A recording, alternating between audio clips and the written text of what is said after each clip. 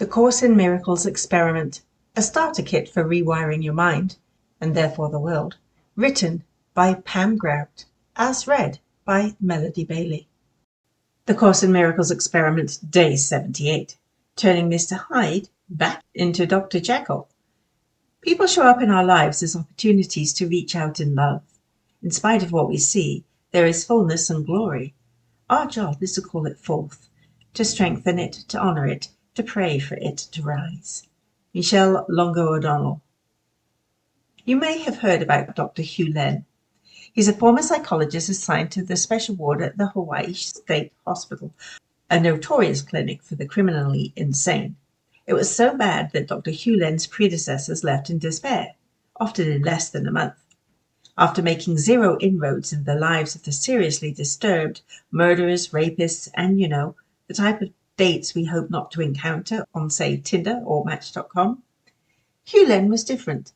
He rarely left his office. In fact, not once did he meet with any of the inmates, preferring instead to retrieve their files one by one and practice the ancient Hawaiian art of ho'oponopono. Basically, as he explains it, he was healing the part of himself that created such atrocities.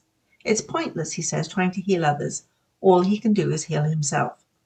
Little by little, nurses started noticing changes. Inmates required less shackling, less drugs. Somebody began tending the gardens, repairing the tennis courts. The atmosphere changed so much that prisoners, one by one, were eventually released. After 4 years, Hawaii's Clinic for the Mentally Insane was shuttered forever. Although Lesson 78, Let Miracles Replace All Grievances, doesn't actually prescribe ho'oponopono, it reflects Hugh Len's belief that anything that happens to me is my responsibility.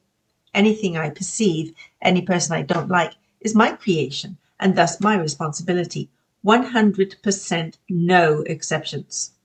It sounds crazy, but it worked for Hugh Len, and it's the only thing that can ever heal my life.